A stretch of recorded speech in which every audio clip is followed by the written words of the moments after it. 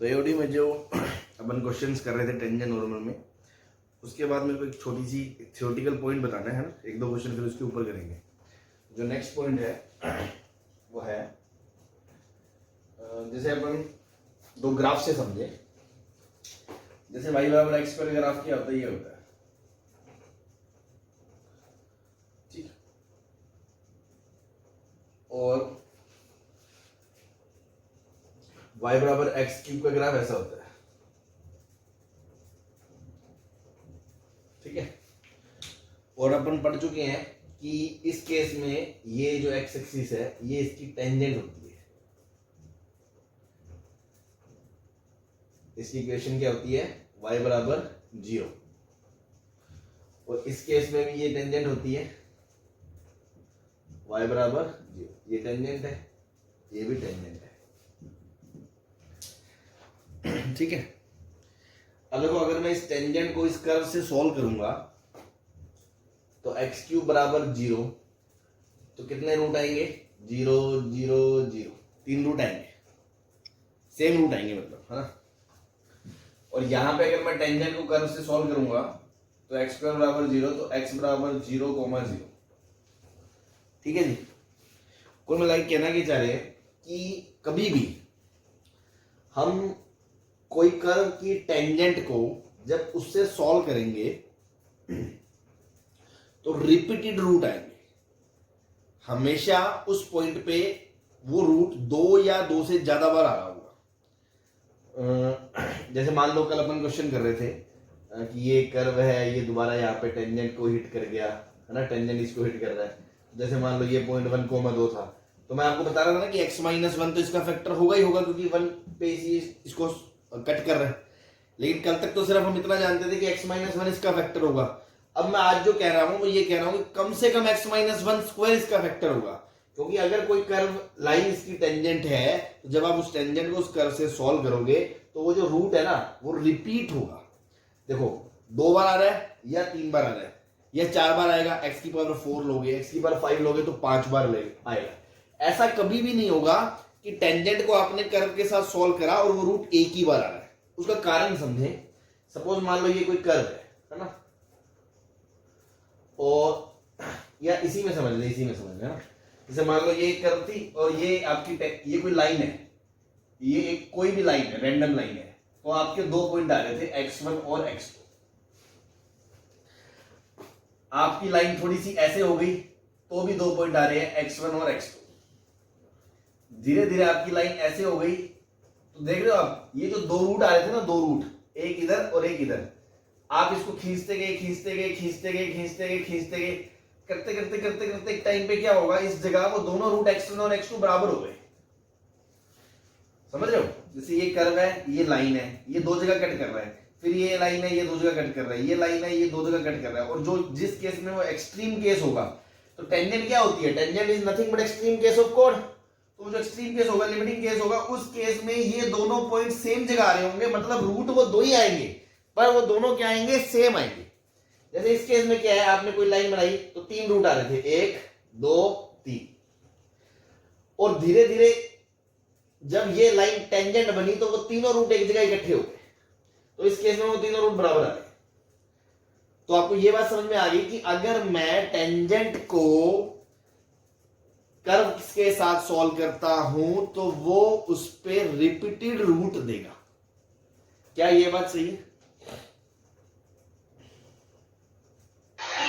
Yes, sir. ठीक है। और ये वैलिड भी सिर्फ अलजेब्राइक कर्व के लिए है।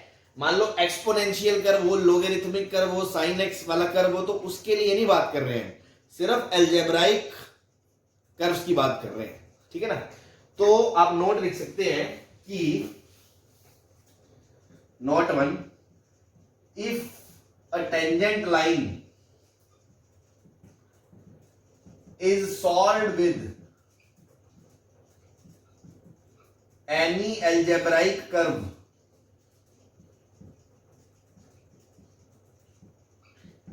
it will give repeated root.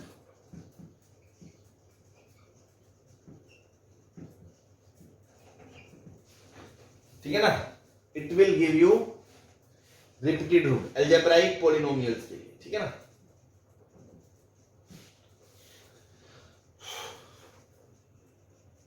और एक चीज और हमने एडिशनल देखी, अगर दो रूट है तो टेंजेंट पूरी की पूरी कर्व के एक तरफ है, और अगर तीन रूट है तो देखो आधा कर्व इधर है टेंजेंट के, आधा कर्व उधर है।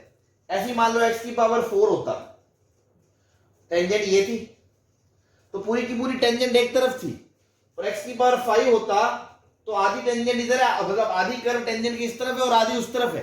तो ये भी एक पॉइंट है इसके लिए, अलजेब्राइक पॉलिनोमियल के लिए आप बोल सकते हो कि for algebraic polynomials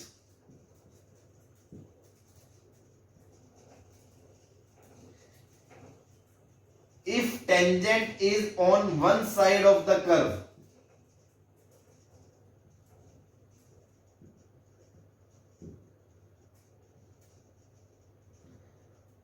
then they have even number of repeated roots.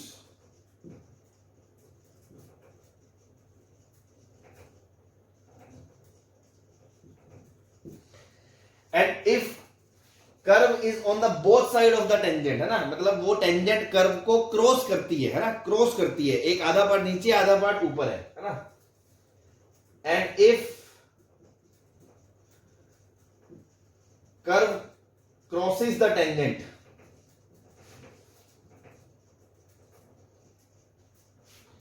Eight point of contact, then they have odd number of repeated roots.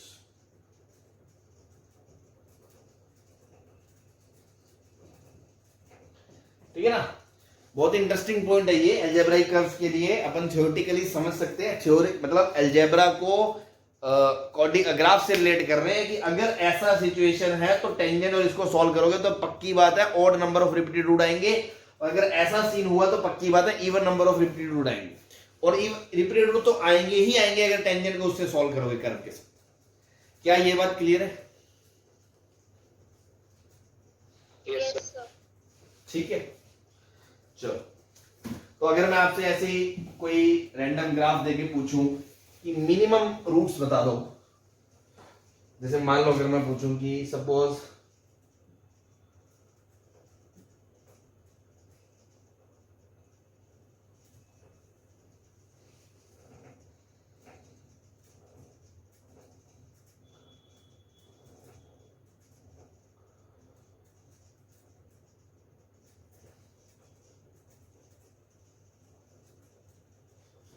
हाँ भाई,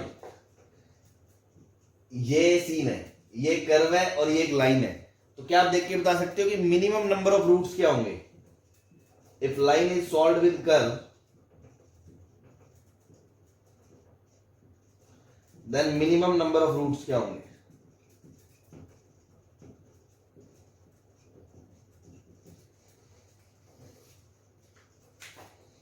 बोलो। तो 5। क्या बात कर रहे हो यार, अभी तो बताया भाई, 3 तो यहां होंगे मिनिमम, 8। 2 यहां होंगे, 1 यहां होगा, 6 आएंगे। 5 का क्या लॉजिक हुआ? यहां बताया ना आपको, ये टेंजेंट है और क्रॉस कर रही है तो odd number of repeated root आएंगे। तो ऑड नंबर में रिपीटेशन में सबसे छोटा नंबर 3 ही होता है भाई, एक में रिपीटेशन थोड़ी होगा, एक ऑड है ठीक है, एक रिपीटेशन थोड़ी हो गया, रिपीटेड रूट भी चाहिए और ऑड भी चाहिए, तो यहां तो 3 हो गया मिनिमम। इस केस में इवन में मिनिमम से मिनिमम 2 हो गया, और ये सॉल्व, ये तो इंटरसेक्ट कर रहे हैं, इंटरसेक्ट कर रहे हैं तो एक ही रूट होता है भाई, 2 कर्व ऐसे इंटरसेक्ट कर रहे हैं तो एक ही रूट होगा, तो 6 रूट आएंगे मिनिमम। क्या ये बात सही है?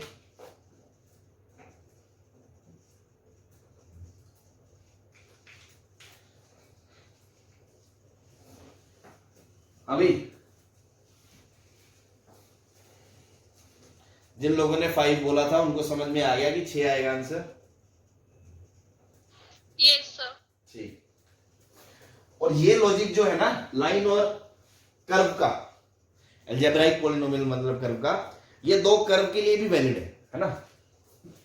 Point number 3, this logic is valid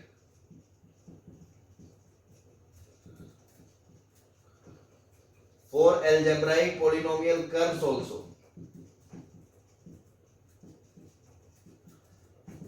मान लो दो कर्व है, एक कर्व है C1 और एक कर्व है C2, ठीक है, ये मान लो डॉट डॉट डॉट से बना दिया ना, और इनके बीच में जो टेंजेंट है वो इस प्रकार है कि एक कर्व पूरा एक तरफ है, दूसरा कर्व एक तरफ है, और टच कर रहे हैं। तो अगर C1 और C2 को सोल्व करोगे ना तो पक्की बात है even number of repeated root आएंगे, even number of repeated root आएंगे। और अगर मान लो ऐसा होता कि ये है C1, ठीक है, और ये है C2,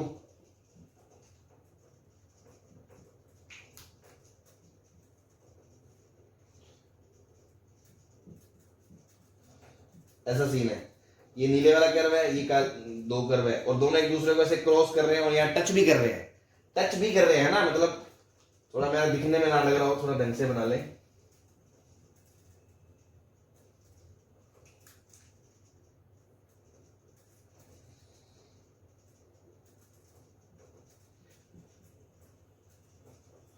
तो यहां पे क्या आएगा, odd number of repeated root आएगा जब दो कर्व को सॉल्व करोगे। और अगर मान लो एक कर्व ऐसा है और एक कर्व ऐसा है,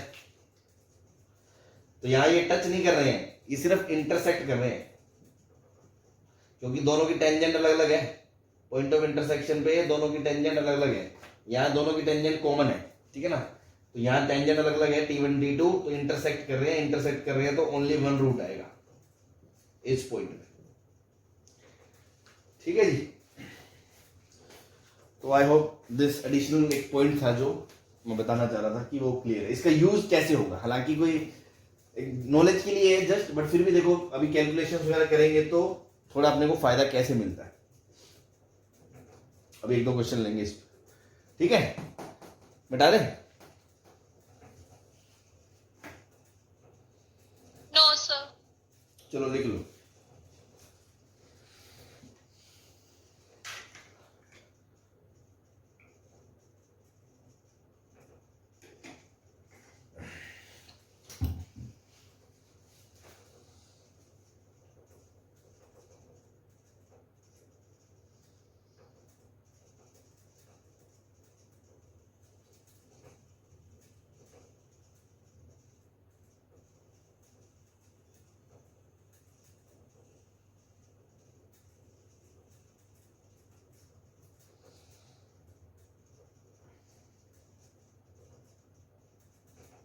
सर डन। चलो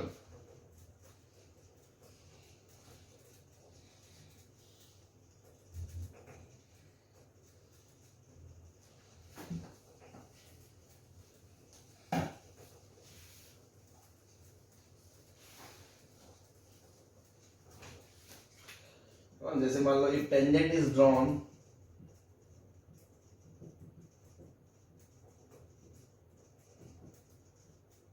to the curve y is equals to x4 minus 16x square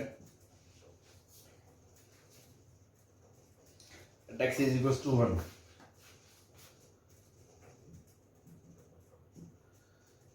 and it intersects again the curve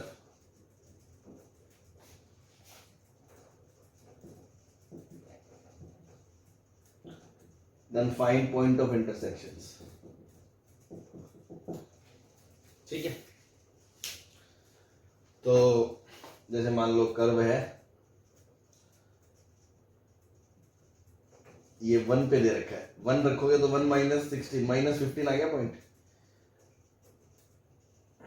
ये P है मान लो, इस पे टेंजेंट है, वो Q पे ठोकती है वापस इसको, तो कुछ नहीं करना आपको, इस पे टेंजेंट निकालनी है जैसे हमने कल करा था क्वेश्चन, और उसको उसके साथ सॉल्व करना है। Equation of tangent eight P y plus 15, slope of the tangent x minus 1, slope of the tangent के लिए dy बाई dx निकालना पड़ेगा, तो y डैश बराबर क्या हो गया 4x क्यूब माइनस 32x, तो y डैश की वैल्यू एट x बराबर 1 क्या हो जाएगी 4 minus 32 that is minus 24। Equation of tangent हो गई आपकी y plus 15 is equal to minus 24x minus 1, 24x plus y 24 15 बराबर 9, ये इक्वेशन बना गई। Now solve this line with the given curve. तो सॉल्व लाइन एंड कर्व। तो x की power 4 minus 16 X square is equals to 9 minus 24x। तो x की power 4 minus 16 X square plus 24x minus 9 is equals to 0। तो देखो मैं ये कहना चाह रहा था कि हाँ जी क्या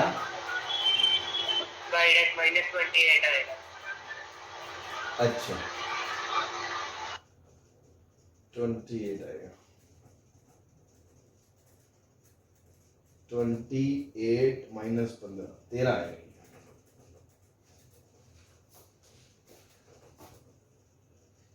13 माइनस 28x।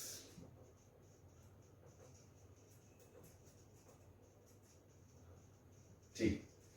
अब जैसे कल तक अपन जो क्वेश्चन कर रहे थे उसमें सिर्फ क्यूबिक इक्वेशन बन रही थी, तो मैं बता रहा था कि भाई क्यूबिक में आपको तुक्का मारना पड़ता है, लेकिन तुक्का नहीं मारते थे, हम बोलते थे एक रूट तो ये होगा ही, तो हम इसमें से निकाल लेते, फैक्टर बची हुई क्वाड्रेटिक अपनी हो जाती थी। अब यहाँ पे क्या है, 4 डिग्री इक्वेशन है। मैं ये नहीं कह रहा कि जो अभी मैंने इंफॉर्मेशन दी है आपको इससे पहले कि वो नहीं पता होगा तो क्वेश्चन नहीं होगा, मैं ये नहीं कह रहा। हो सकता है आप तुक्के मार के 2 रूट निकाल लो और कर लो, बट पॉइंट यहाँ ये है कि अगर वो पॉइंट आपको ना पता हो तो थ्योरेटिकली आपके दिमाग में तो एक ही पॉइंट है जो इसका रूट है 1, तो आप इसमें x-1 फैक्टर अलग निकालते, फिर एक क्यूबिक बचती, फिर उस क्यूबिक को आप हिट एंड ट्रायल से तुक्का करके निकालते, बिकॉज आपके पास कोई एडिशनल नॉलेज नहीं है। अब आपके लिए वो एक सिंपल क्यूबिक है, क्यूबिक को सॉल्व करना है, तुक्का मार के रूट निकालते हो, फिर बची हुई क्वाड्रेटिक निकालते। लेकिन हो सकता है वहां तुक्का ना लगे, या किसी को मतलब एग्जाम के प्रेशर में ना समझ में आए, है ना, या मान लो ये पॉइंट, ये तो बहुत सुंदर पॉइंट दे दिया मैंने 1, वो पॉइंट होता मान लो बहुत गंदा सा 3/5, तो चलो एक फैक्टर तो 3/5 करके आप निकाल लोगे, पर जो दूसरा रूट है क्यूबिक का एक रूट जो निकालना हिट एंड ट्रायल से, अगर वो आपसे ना निकले 3/5 तुक्का मार के, तो आपसे फंस जाओगे, वहां पे आपसे इक्वेशन सॉल्व नहीं होगी। तो यहां हमारी वो नॉलेज काम आएगी क्या, कि हमें पता है कि अगर ये पॉइंट अल्फा इस पे है, टेंजेंट है अल्फा पे, तो x minus alpha single factor नहीं आएगा, क्योंकि वो उस पे टेंजेंट है, तो कम से कम रिपीटेड, मतलब कम से कम 2 बार रिपीट होगा, तो 100% x-1 का स्क्वायर बाहर आएगा। क्या ये बात समझ में आई जो मैंने अभी बोली, कि यहां x-1 का स्क्वायर बाहर आएगा ही आएगा, क्योंकि उस पॉइंट पे वो टेंजेंट है और ये अलजेब्राइक पॉलिनोमियल कर्व है, तो जब दोनों को सॉल्व करेंगे तो x-x ये वाला जो रूट है 1 वो रिपीट होगा ही होगा। कम से कम 2 बार तो होगा, चाहे 3 बार हो एक अलग बात है, कम से कम 2 बार होगा, तो x-1 का फैक्टर जो 2 बार बाहर आएगा, मतलब x-1 का स्क्वायर बाहर आएगा, मतलब बचेगी क्या, quadratic, that you can tackle easily. लेकिन अगर मान लो ये 3/5 होता और आप एक 3/5 तो बाहर निकाल लेते और दूसरा 3/5 आपसे ना मिलता, तो फिर आपका काम खराब होता। क्या ये बात समझ में आई मेरी, रिपीटेड रूट वाली, कि यहां आपको पता है ये 4 डिग्री इक्वेशन है, तो यहां ब्लाइंडली खेलने से बेहतर है कि आपके पास नॉलेज है कि इस पॉइंट पे ये टेंजेंट है और ये अलजेब्राइक कर्व है, तो दोनों को अगर सॉल्व करेंगे तो ये जो रूट है मेरा कम से कम रिपीट 2 बार आएगा ही आएगा, तो मैं ऑलरेडी इसको x-1 का स्क्वायर वाला फैक्टर बाहर निकाल लूंगा। क्या ये बात समझ में आ गई? Yes, sir. ठीक है, तो जब फैक्टर निकलेगा तो यहां तो एक क्वाड्रेटिक आएगी, उस क्वाड्रेटिक को आप बहुत इजीली मैनेज कर सकते हो। तो देखो ये खोल लो, x² + 1 - 2x। अब या तो आप लॉन्ग डिवीजन से कर लो, या जैसे मैं बता रहा हूं शॉर्टकट से, जैसे अपन करते हैं वैसे कर लो। आपको पता है कि यहां एक क्वाड्रेटिक आएगी, x² x और कांस्टेंट आएगा, तो x² का कोफिशिएंट जो होगा वो इससे मिलके x⁴ बनाएगा, और x⁴ का कोफिशिएंट 1 है, मतलब यहां x² ही आएगा, लीडिंग कोफिशिएंट तो x² ही हो गया।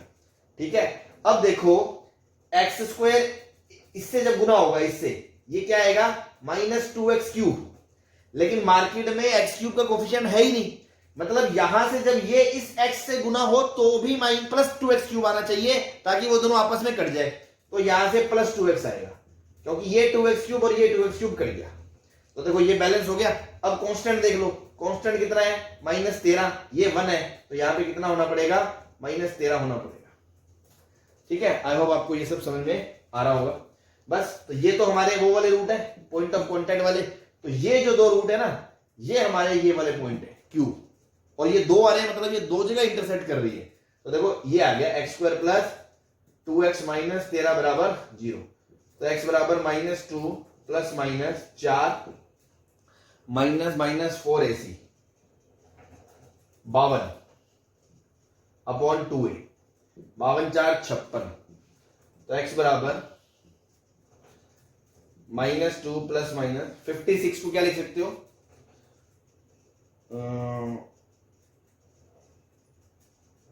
14 चौक 56 14 इंटू 4 तो 2 बाहर आ जाएगा √14 बच जाएगा। सही है। और ये 2 तो ये आ गया -1 प्लस माइनस √14 को लिख सकते हो 2 इंटू 7 बस √14 ही आ गई। ये आपका x आ गया। तो 2 पॉइंट आ गए। x आ गया तो इस लाइन पे रख दोगे तो y भी आ जाएगा। x आ गया तो इस लाइन पे रख दोगे तो आपका y भी आ जाएगा, क्योंकि वो जो पॉइंट होगा वो लाइन और कर्व दोनों पे ही होगा। तो मैं कर्व में क्यों रखूं, इतनी गंदी कैलकुलेशन क्यों करूं, मैं लाइन में रख दूंगा तो वहां से y कोऑर्डिनेट आ जाएगा मेरा। तो y आ जाएगा 13 माइनस 28x। 2 पॉइंट आ जाएंगे आपके, वो आपके आंसर हो जाएंगे। क्या क्लियर है ये सबको सोल्यूशन? Yes sir. तो सर ये 2 क्यों आ रहे हैं, वो 2 जगह इंटरसेक्ट कर रहे हैं। हाँ मतलब कुछ ऐसा सीन बन रहा होगा, ऐसा कुछ कि ये 2 जगह काट रहा है, Q पे भी काट रहा है, R पे भी काट रहा है, और यहां पे टेंजेंट है, इसलिए 4 डिग्री इक्वेशन बनी है। 2 तो इसकी, एक इसकी, एक इसकी। ठीक है ना। और चाहे तो आप इसका ग्राफ बना के चेक कर सकते हो। ग्राफ बना के दिखाऊं मैं आपको इसका, अगर समझना चाहते हैं कि कैसे आ रहा है इसका। ये मैं डालू मैं तो ग्राफ बनाने में कौन सा कोई दिक्कत है। x2 कॉमन ले लिया, x2 माइनस 16 आ गया। ठीक है ना। और x2 x plus 4 x minus 4 4 root आ गए। तो एक तो 4 आ गया रूट, एक -4 आ गया और एक 0 आ गया। 2 0 आ रहे हैं, देखो x 0 0 आ रहे हैं। अब इस कर्व के रूट x 0 पे 2 आ रहे हैं, मतलब वो 0 पे टेंजेंट है। तो देखो अब आप कितना, मतलब अगर आपने वो पॉइंट समझा है तो आपको कितनी अच्छी फीलिंग आएगी कि 0 इसका रिपीटेड रूट है और ये पॉलिनोमियल है, तो मतलब इसके डेरिवेटिव का भी रूट है। और अच्छा मतलब फिर इस पे टेंजेंट है, तो ये एक्स एक्सिस इस पे टेंजेंट है, और इंफिनिटी पे ग्राफ इंफिनिटी है, माइनस इंफिनिटी पे इंफिनिटी है। तो देखो इसका ग्राफ ऐसा आएगा, ऐसा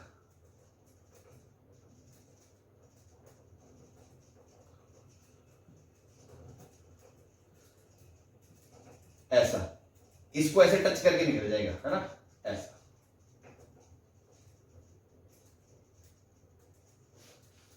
ठीक है जी। अब देखो ये पॉइंट है कौन सा 1, तो 1 पे 1,0 पे यहां पे आपने कोई टेंजेंट खींची होगी। तो यहां पे जो टेंजेंट खींची है वो पॉइंट के कोऑर्डिनेट देखो क्या आ रहे हैं। एक आ रहा है √14 -1, एक आ रहा है -√14 -1। तो √14 कितना होता है, लगभग लगभग 3 पॉइंट समथिंग, तो 3 पॉइंट समथिंग -1 तो 2 पॉइंट समथिंग। और दूसरा आ रहा है -4 पॉइंट समथिंग, है ना, तो -4 पॉइंट समथिंग। तो देखो ये जो टेंजेंट है ना, ये यहां पे जो टेंजेंट है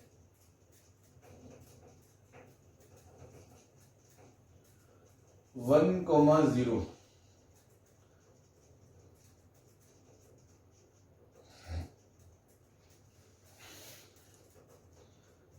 एक पॉजिटिव आ रहा है एक नेगेटिव आ रहा है, तो ठीक है, पॉजिटिव वाला क्यों नहीं सही आ रहा। एक से डेरिवेटिव 4 माइनस x 0 हो गया, x माइनस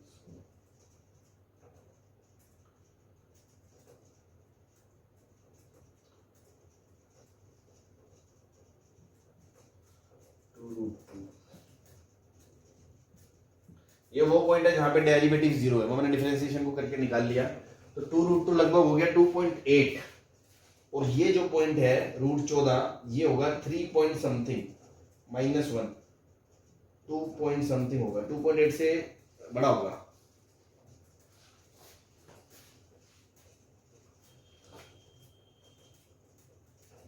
लेकिन ये इसको भी क्रॉस कर रहा है, चक्कर क्या है।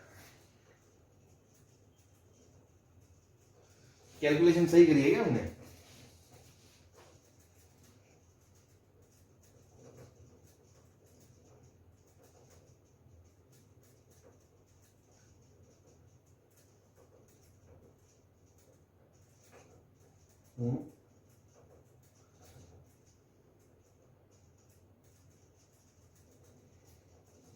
एक्स स्क्वायर कॉमन आ गया, x square minus 16 plus 4 minus 4, इधर इंफिनिटी।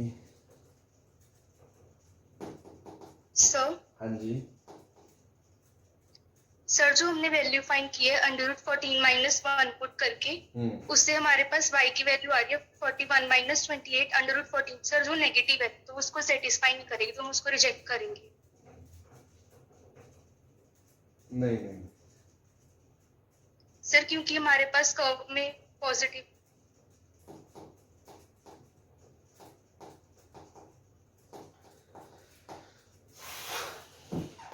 इसको दोबारा देखो, है ना, मुझे लग रहा है इसमें कुछ आंसर में गड़बड़ है।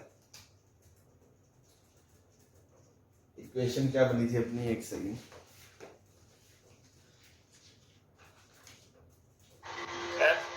हाँ जी,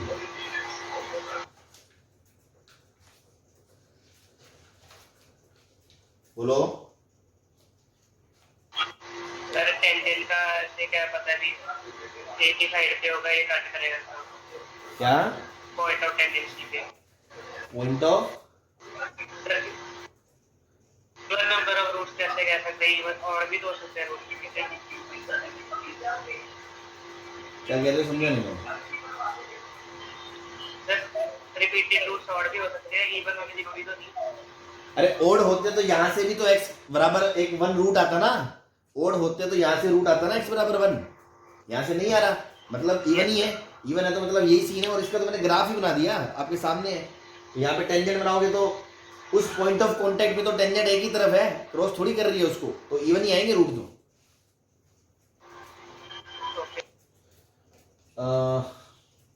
क्या आया था अपना, 4x क्यूब माइनस 32x,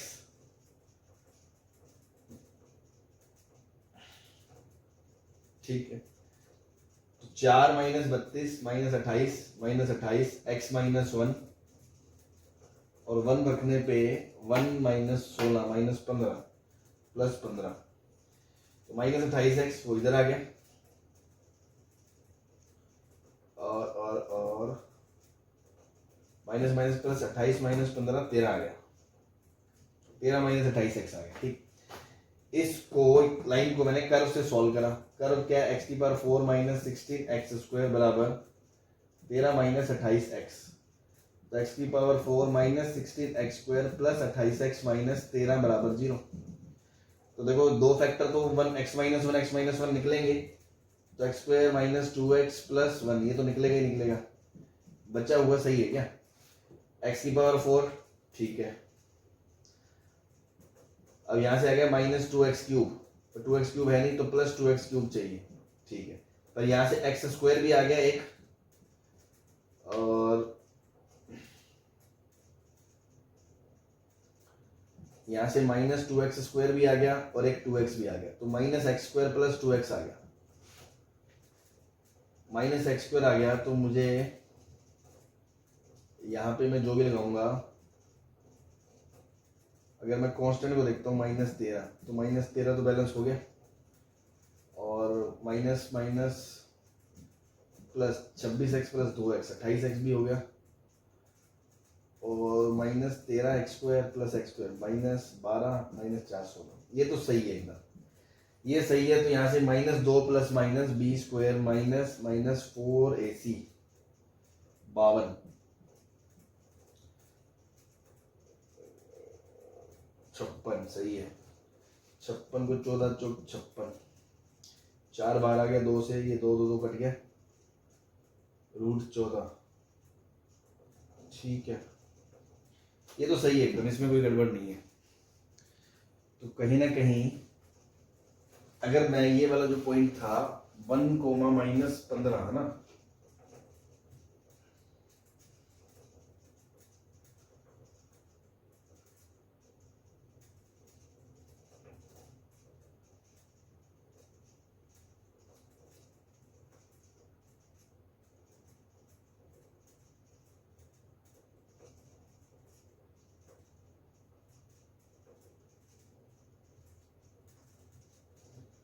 हाँ ठीक है ना, सही है सही है सही है।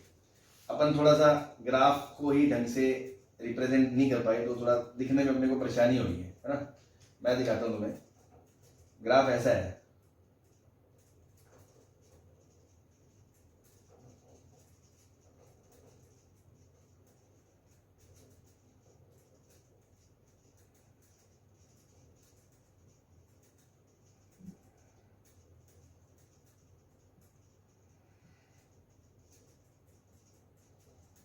ठीक है, समथिंग लाइक दैट। ठीक, अब यहां पे कोई पॉइंट है आपका 1 कोमा, तो इस पे आपने जब टेंजेंट बनाई,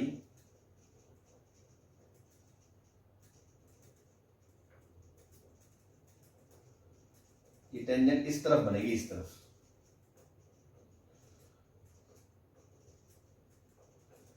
तो एक पॉइंट तो ये आएगा जो -√14 - 1 है, और एक पॉइंट ये आएगा ये वाला जिसका एक्स कोऑर्डिनेट जो आएगा वो +√14 - 1 है, तो एक और एक 2 आएगा। ठीक है ना, वो थोड़ा सा अपन ने शेप थोड़ी ढंग से नहीं बनी तो दिखने में फील नहीं आ रही थी। ग्राफ ऐसा ही बनेगा, ठीक है ना, मतलब ये जो टेंजेंट है ना, ये यहाँ पे टेंजेंट है, ये दोबारा देख लें, ये पीक इसके नीचे से निकल जाएगी, ऐसा कुछ होगा ये। ठीक है, बाकी ज्यादा एनालिसिस अभी एओडी में अपन को ग्राफ ही पढ़ने हैं, मोनोटोनिसिटी और मैक्सिमम मिनिमम हो जाए फिर आप खुद इसका ग्राफ बहुत अच्छे से डील कर पाओगे, तो आपको समझ में आ जाएगा कि ये चीज में क्या कहने वाला। ठीक है, हालांकि क्वेश्चन इसका कोई कंसर्न नहीं था, वो तो अपन ऐसे ही एक अंडरस्टैंडिंग के लिए देखना चाह रहे थे क्या हो रहा है, तो वहां मुझे लगा कि इतना गलत आ रहा है, लेकिन ये सही है तो एकदम सही है। यहाँ पे टेंजेंट है, इसके जो पीछे एक पॉइंट है वो पीछे जा रहा है, -4 से छोटा कोऑर्डिनेट है उसका, और जो इधर पॉइंट आ रहा है उसका एक्स कोऑर्डिनेट -4 से मतलब +2 पॉइंट समथिंग के आसपास आ रहा है, इधर आ रहा है, और यहाँ पे एक इवन रिपीटेड रूट है, तो 2 और एक 3 और एक 4 डिग्री इक्वेशन बननी चाहिए थी, और एकदम सही। चलो ठीक है, जिन लोगों को नहीं मतलब थोड़ी दिक्कत आई वो मत पड़े इस लफड़े में, बस क्वेश्चन जब पे आ गया अपना बस उसके आंसर तक ही रहे। ठीक, बिठा दें इसको। Yes sir. चलो,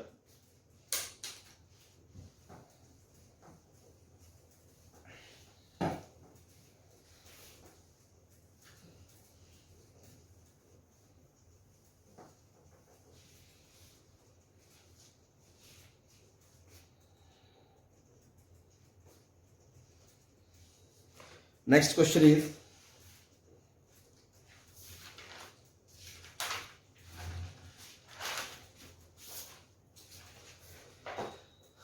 let tangent is drawn to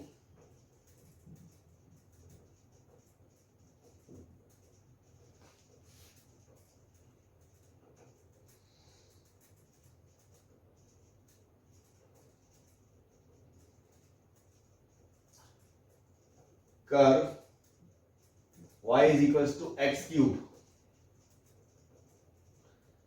then find all possible such tangents which passes through 1, 1, 1, 1 से जो पास करें। ठीक है ना, तो देखो y बराबर एक्स क्यूब का तो अपन ग्राफ भी जानते हैं बहुत अच्छे से।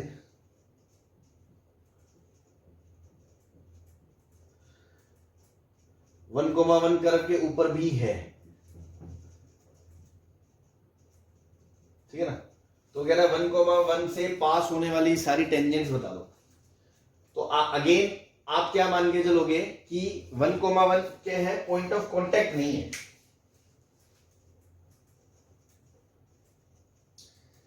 ठीक है ना, 1, 1 पॉइंट ऑफ कांटेक्ट नहीं है, आपको तो बस ये मानना है 1, 1 से टेंजेंट्स पास हो रही है। ठीक है ना, तो let point of contact x1, y1, और क्योंकि वो कर्व को सेटिस्फाई करेगा तो y1 बराबर x1 cube. Now equation of tangent at any point y minus y1 बराबर dy by dx into x minus x1, और dy बाय dx क्या 3x स्क्वायर, तो 3x1 का स्क्वायर। ये इक्वेशन ऑफ टेंजेंट होगी किसी भी एक पॉइंट पे। ठीक है, अब आप इसको और इसको सॉल्व करोगे तो y की जगह क्या रखोगे, x1 क्यूब, सॉरी पहले ये 1,1 से पास करती है, 1,1 से पास करती है। चलो ये मैंने दूसरा मेथड 1 लगा दिया है ना, तो कंफ्यूजन ना हो, मैं जो मेथड 2 बताया था वो भी वैलिड है। क्या था वो मैं बता रहा हूं दोबारा। मेथड 2 ये था कि मैंने कहा था कि इक्वेशन वगैरह ना लिखें, सीधा अपन क्या देखें, इसकी नजर से और उसकी नजर से। तो अगर इसकी नजर से देखेंगे तो ये आएगा 3x1 का स्क्वायर, और 2 पॉइंट की नजर से देखेंगे तो क्या आएगा 1 minus y1 upon 1 minus x1। तो देखो सेम ही आ रहा है रिजल्ट, है ना, सेम रिजल्ट आ रहा है, कोई फर्क नहीं पड़ रहा। अब आपको इसको इसके साथ सॉल्व करना है, इसको उठा के इसमें रख दिया, तो 3x1 का स्क्वायर इंटू 1 माइनस x1 बराबर 1 माइनस x1 का क्यूब। तो यहां से क्या आ गया, 3x1 का स्क्वायर माइनस 3x1 का क्यूब बराबर 1 माइनस x1 का क्यूब। उधर चला गया तो 2x1 का क्यूब माइनस 3x1 का स्क्वायर प्लस 1 बराबर 0। ठीक है, साफ साफ दिख रहा है कि x बराबर 1 जो है इसका रूट होगा, तो x1 माइनस 1 हमने कॉमन ले लिया, तो बचा क्या 2x1 का स्क्वायर माइनस 2x1 स्क्वायर, तो minus 3x1 square plus x1 minus x1 plus 1 बराबर 0। तो इसको सॉल्व करोगे तो ये क्या आएगा 2x1 square minus 2x1 plus x1 minus 1 बराबर 0। 2x1 कॉमन ले लोगे तो 2x1 x1 minus 1 plus x1 minus 1 बराबर 0। तो आ गया x1 माइनस 1 का whole square into 2x1 plus 1 बराबर 0। ये आ गया पूरी क्यूबिक में से।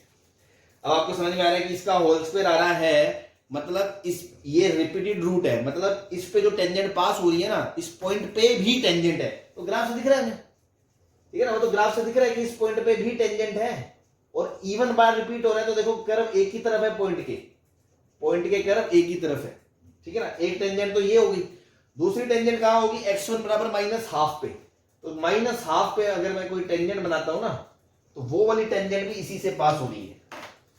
माइनस हाफ पे अगर मैंने कोई टेंजेंट बनाई ना, माइनस हाफ पे,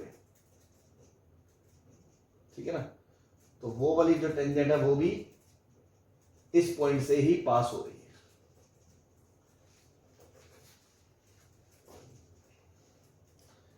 सही है।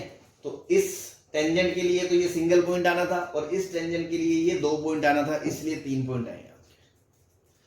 मतलब ज्योमेट्री के लिए समझने के लिए मैं आपको बताना चाह रहा हूं, इसका रिपीटेड रूट आ रहा है। हमने x1 y1 हमारे लिए क्या है, हमारे लिए तो पॉइंट ऑफ कांटेक्ट था।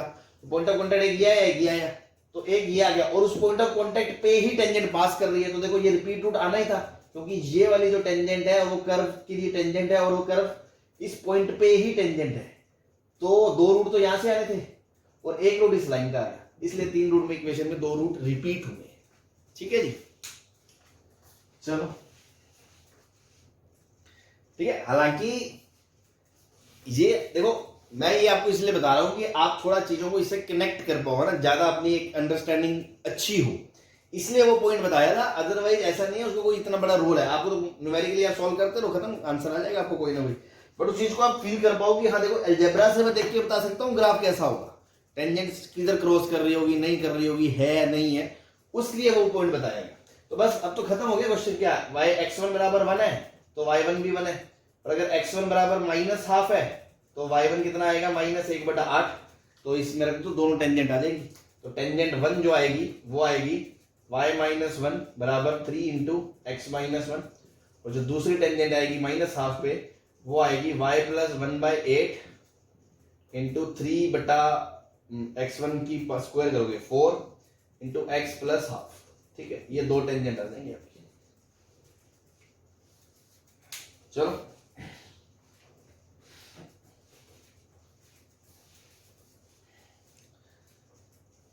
बेटा दे, छाप लिया तो यस सर। चलो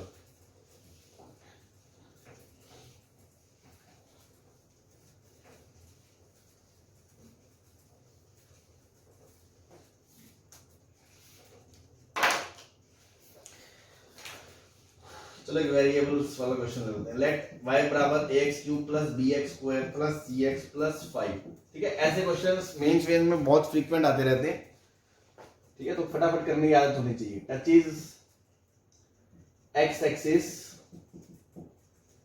at p minus 2 comma 0 and cuts y axis at q where gradient is 3. Find ABC. ठीक है जी, क्या कह रहा है वो कह रहा है कर्व है, क्यूबिक इक्वेशन है ax cube plus b x square plus c x plus d and this curve touches x axis at this point and cuts y axis at q where gradient का मतलब होता है dy by dx, है ना, physics में पढ़ा होगा आपने, इसका मतलब होता है dy by dx. Find ABC. तो ऑब्वियसली तीन इक्वेशन, तीन वेरिएबल बनाने हैं आपको. तो देखो आप तो बेसिक से समझ सकते हो कि वो कहना क्या चाह रहा है. वो कह रहा है कि एक कर्व है जो -2 पे टच करता है ऐसे,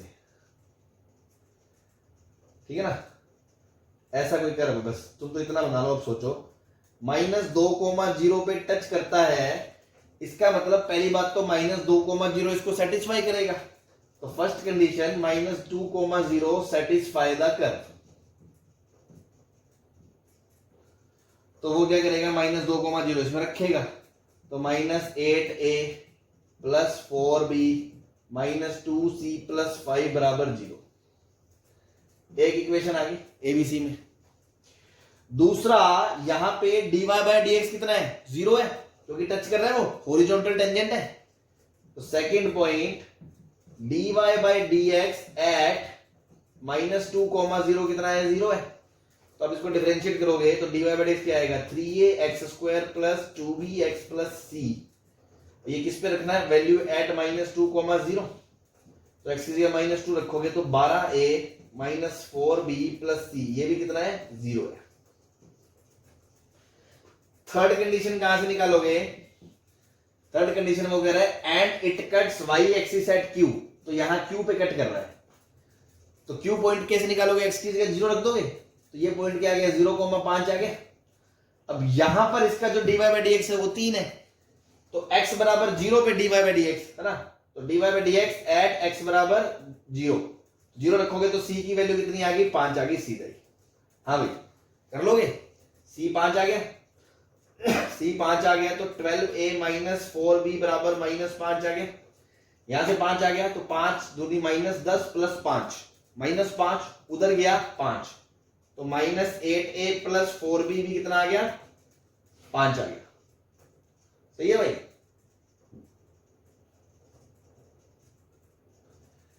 पांच अगर आ गया, -10 प्लस 5 उधर जाके +5 -8a प्लस 4b, और इस पे 2,0 रखा, 12a, ये प्लस 4b आएगा. नहीं माइनस है ना ये, C3 आएगा. एक सेकंड, माइनस है कि प्लस है इसमें डाउट है. माइनस ही है. हाँ क्या आएगा, C3 आएगा. dy बाय dx 3 है ना, dy बाय dx 3 है ना. सही है. तो C3 आएगा, तो ये 3 है तो ये -3 हो गया, और ये -6 प्लस 5 -1 उधर जाके 1 आएगा. अब देखो दोनों को ऐड कर दो तो 4a बराबर -2, तो a बराबर कितना आ गया, -12. a बराबर -12 आ गया, तो यहां रखा मैंने -12 इंटू 12 -6 प्लस c कितना आ गया, 3 -3 उधर गया, तो b की वैल्यू कितनी आ गई, 3/4 आ गई. हाँ भाई आ गया एबीसी.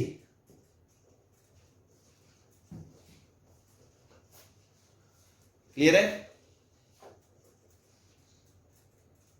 Yes sir. ठीक है. अब देखो मैं दूसरे मेथड से बता रहा हूं. ये तो हर बच्चा, नॉर्मल बच्चा करेगा ही करेगा, है ना.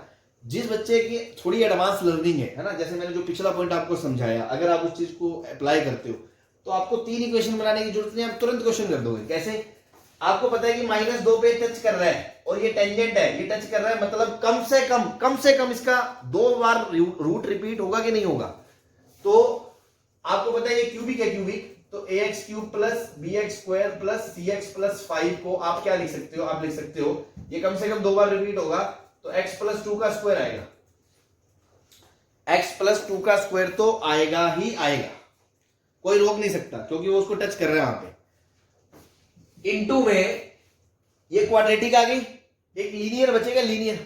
अब लीनियर के लिए देखो, लीनियर क्या होता है, p x plus q a x plus b type का होता है। लीडिंग कोफिशिएंट तो ए आएगा, ए, क्यों, क्योंकि ए एक्स इंटू एक्स स्क्वायर ए एक्स क्यूब बनेगा। और जो कांस्टेंट है वो क्या आएगा, यहां से कांस्टेंट आएगा 4, यहां से मान लो आएगा के, तो के इंटू 4 बराबर कितना होगा 5, तो ये क्या आएगा 5/4 आएगा कि नहीं आएगा। बस एक ही वेरिएबल है आपका ए, आप सीधा ही फंक्शन को ये मान लो, खत्म बात। ए चाहिए आपको, ए निकालने के लिए देखो आपने इसका यूज तो कर लिया दोनों चीजों का, तो मतलब आपके लिए ये कोई काम का नहीं है। अब आपके काम का क्या बचा कि जीरो पे जो है ना स्लोप, कहां गया वो, हाँ x बराबर जो जीरो पे डेरिवेटिव है इसका वो 3 है, तो बस इसका डिफरेंशिएशन निकाल लो। तो ये मान लो fx है, तो इसका डिफरेंशिएशन निकालोगे तो क्या आएगा 2 time x plus 2 into a x plus 5/4 plus x plus 2 का स्क्वायर इंटू ए, x की जगह जीरो डाल दो, x की जगह जीरो डाल दोगे तो ये तो जीरो, ये जीरो, तो बचा 2 इंटू 2 इंटू 5/4 प्लस x की जगह जीरो डाल दोगे 2 का स्क्वायर 4 इंटू ए, और जीरो पे स्लोप कितनी दे रखी है आपको 3 दे रखी है, तो ये देखो 4 से 4 गया तो 4a बराबर कितना आ गया -2, a बराबर कितना आ गया -हाफ, -हाफ यार तो फंक्शन आ गया। उसको ओपन कर लो क्यूबिक को, बी सी डी जो पूछे सब बता दोगे, ठीक है ना। तो ये वन शॉट हो गया, एक ही स्टेप में क्वेश्चन खत्म हो गया, ठीक है जी। तो बस ध्यान रखें इस तरह की चीजों को टेंजेंट नॉर्मल में। क्लियर है सबको दोनों चीजें, वो मेथड 2 करा है मैंने, नहीं आए छोड़ दो, इससे कर लो, ठीक है। हाँ जी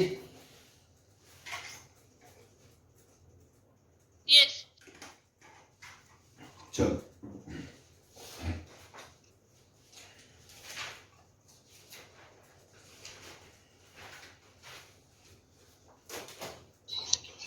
बेटा दे, नो सर। चलो लिख लो, जल्दी लिख लो।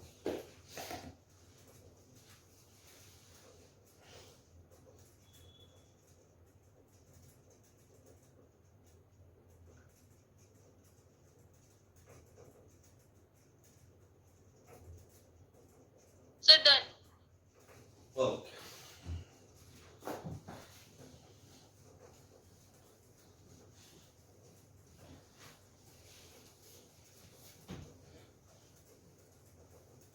चलो, अब जो नेक्स्ट पॉइंट पे बात करनी है हमें, वो मैंने शायद कल भी छेड़ी थी बात कि जैसे अभी क्या होता है, कोई भी क्वेश्चन आता है जैसे जिसमें वो कहता है पासिस थ्रू फलाना पॉइंट, है ना, या मुझे कुछ भी प्रूव करना है, तो मैं क्या कर रहा था, पॉइंट ऑफ कॉन्टेक्ट मानता था क्या x1, y1, फिर वो x1, y1 में कर्व में रखा था, एक इक्वेशन आती थी।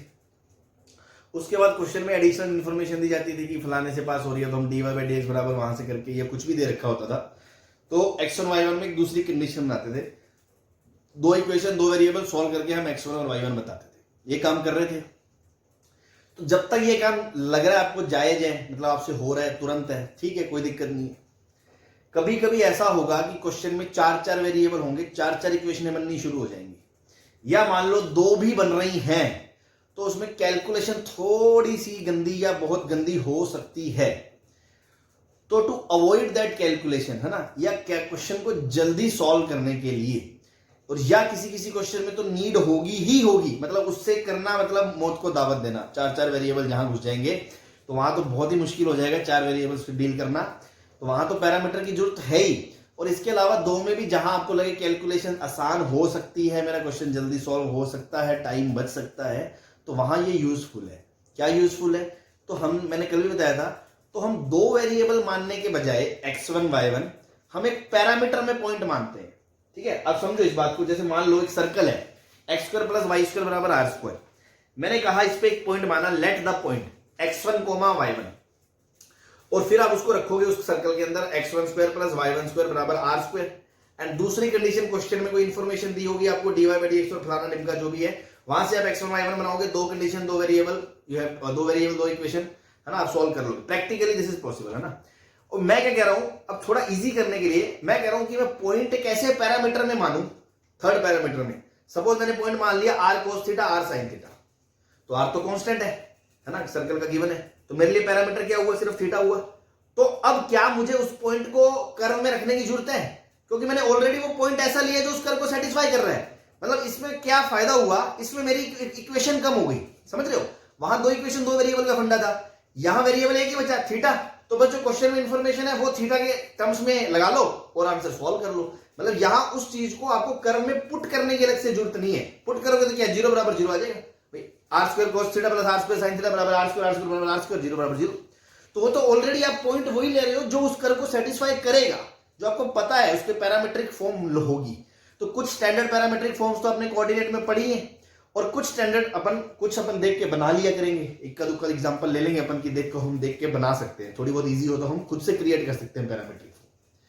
ठीक है, तो इसका यूज समझ में आ गया। इससे अपनी इक्वेशन रिड्यूस हो गई। तो मान लो जहां 4 यूज होनी थी, x1 y1 x2 y2, वहां 2 यूज होंगी, t1 t2, खत्म बात। तो 4 के बजाय 2 के बजाय 1, और कैलकुलेशन अगर इजी होती है, टाइम जल्दी, कम इक्वेशन बनती है तो ऑब्वियसली कम जल्दी सॉल्व होगा। तो कैलकुलेशन रिड्यूस करने के लिए ये भी एक टूल है क्वेश्चंस को करने का, यूजिंग पैरामीटर्स। क्या आपको पूरी कहानी का सार समझ में आ गया, कहा क्या मैंने भी? Yes sir. ठीक है, तो बस, तो नेक्स्ट पॉइंट है पैरामीट्रिक फॉर्म। हेडिंग डाले,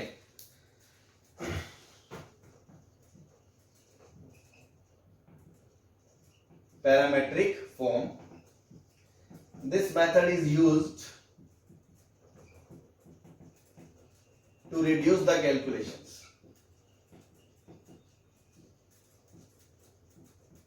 ठीक है जी। तो सम स्टैंडर्ड कर्व और उनके पैरामीटर में आपको याद करा दूं कुछ, है ना। सम स्टैंडर्ड कर्व्स एंड उनकी पैरामीट्रिक फॉर्म।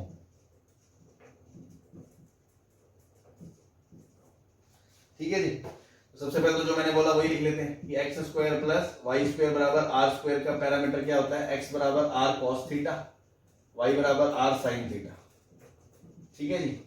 दूसरा, मान लो स्टैंडर्ड सर्कल ना हो, सेंटर एच कोमा के हो, तो मान लो एक्स माइनस एच का स्क्वायर प्लस वाई माइनस के का स्क्वायर बराबर अगर आर स्क्वायर है, तो अब एक्स को लिख सकते हो h plus r cos theta, और वाई को लिख सकते हो k plus r sine theta. Variable देखो एक ही है, थीटा। ठीक है।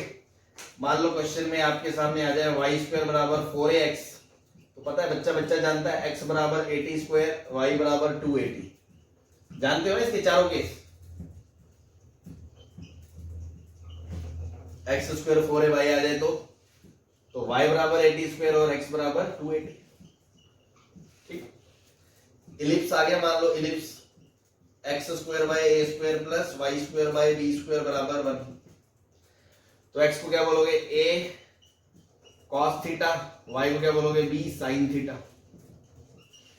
हाइपरबोला आ गया अगर x square upon a square minus y square by b square बराबर 1, तो एक्स को अपन क्या बोलेंगे, ए सेक थीटा, बी को क्या बोलेंगे, वाई को बी टेन थीटा। ठीक है, ये सब तो अपन पढ़ के आ चुके हैं, तो इसमें कोई बड़ी बात नहीं। रेक्टेंगुलर हाइपरबोला आ गया, एक्स वाई बराबर सी स्क्वायर, तो एक्स को क्या बोलते हो, सी टी, वाई को क्या बोलते हो, सी बाई टी। हम जानते हो ना ये सारे के सारे।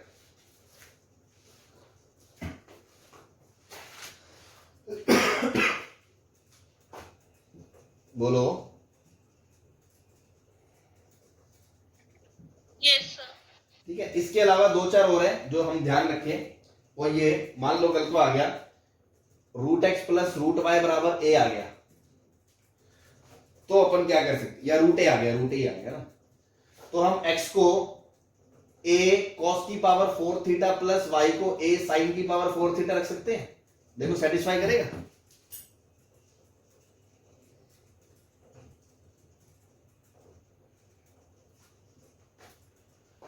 हाँ भाई, इस लॉजिक से इसको आप कर सकते हो। तो ऐसे कई बार खुद को चीजें क्रिएट भी करनी पड़ जाती हैं, इसलिए मैं आपको चांस दे रहा हूं कि पहली नजर में आप खुद बताएं। जैसे मान लो ये आ गया x की पावर 2/3 प्लस y की पावर 2/3 बराबर a की पावर 2/3, तो कौन बताएगा इसकी पैरामीट्रिक फॉर्म क्या होगी?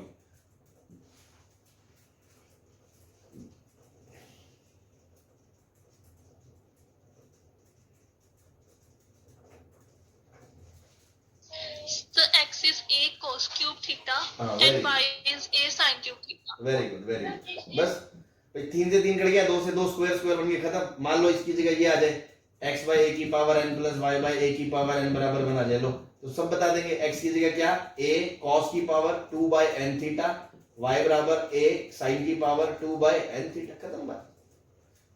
सही है। चलो ऐसे ही एक दो और है, जैसे मान लो ये आ गया वाई स्क्वायर बराबर एक्स क्यूब आ गया। तो देखो क्या मैं ऐसे कर सकता हूं, वाई को तो मैं रख दूं टी क्यूब और एक्स को रख दूं टी स्क्वायर।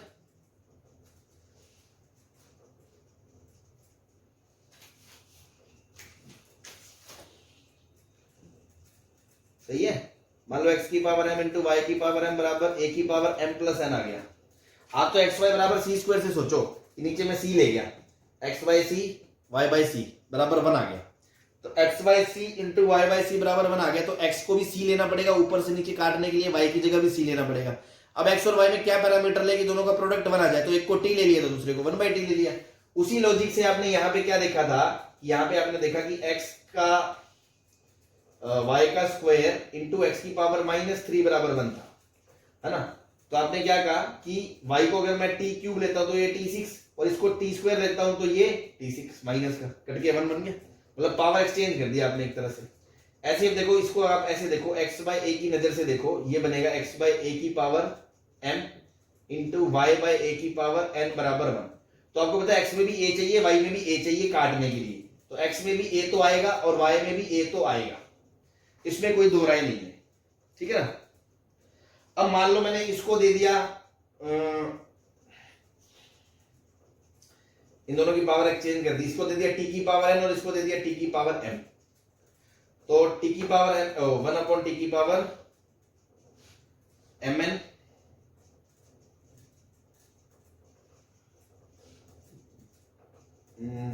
x को मान लो दे दिया मैंने t की पावर mn, हाँ तो इसको दे दिया a बाई टी की पावर m। सही है, ये 1 बन जाएगा दोनों का प्रोडक्ट। भाई यहां से भी टी की पावर mn आएगा, नीचे यहां से भी टी की पावर mn आएगा, वो कट जाएगा, ए कट जाएगा, बराबर 1 आ जाएगा आंसर। या ऐसा भी दे सकते हो, x को आप दे सकते हो a बाई टी की पावर n और y को दे सकते हो a इंटू टी की पावर n, वो आपकी चॉइस है। क्लियर है। Yes sir. तो ये कुछ है, ये तो 10-12 तो ध्यान रखें, रटे रखें, और बाकी कभी आ जाए तो ऐसी लॉजिक से कभी आप क्रिएट कर सकें तो कर लें, ताकि कैलकुलेशन रिड्यूस अगर होती है, काम जल्दी होता है, तो वो बेनिफिशियल है आपके लिए, ठीक है ना। चलो तो इस पे क्वेश्चंस करते हैं। ये मिटा दो इधर वाला,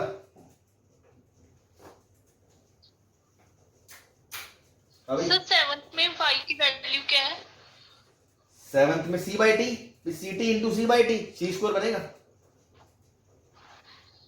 ओके सर। ये तो रेक्टेंगुलर हाइपरबोला है, अपन 11th में पढ़ा हुआ आपने।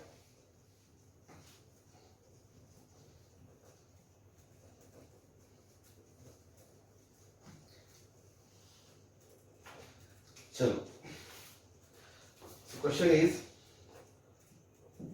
टेंजेंट इज ड्रॉन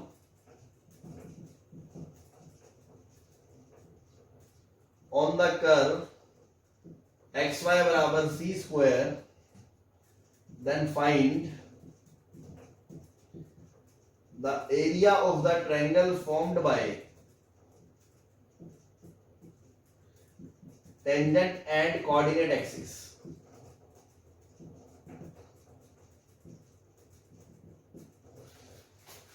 ठीक है, हालांकि ये तो कोई इतनी बड़ा क्वेश्चन नहीं है कि इसमें अगर आप x1 y1 लोगे तो भी डेरिवेटिव करना कोई इतना टफ काम नहीं है, हो जाएगा। बट जब अपने को पता है स्टैंडर्ड इजीली होता है सुंदर सुंदर, तो अपन क्यों x1 y1 में पढ़ेंगे।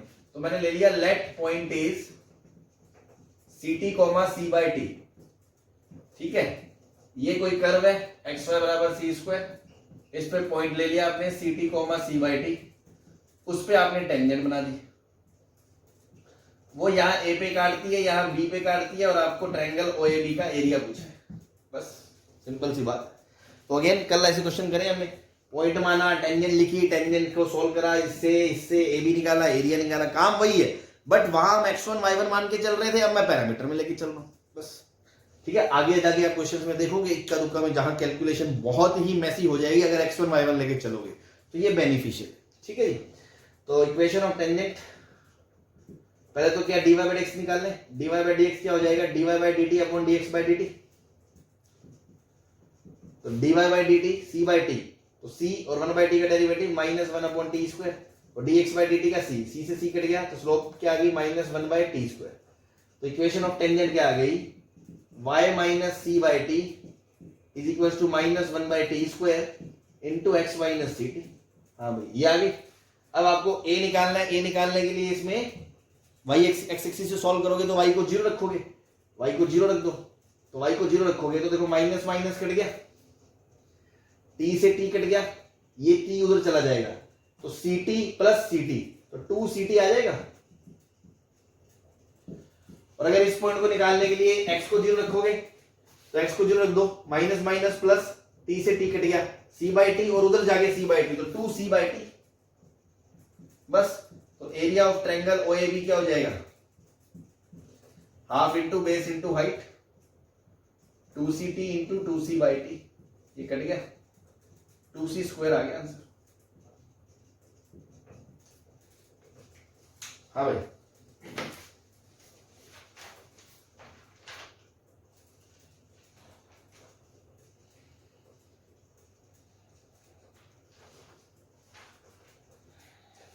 ठीक है,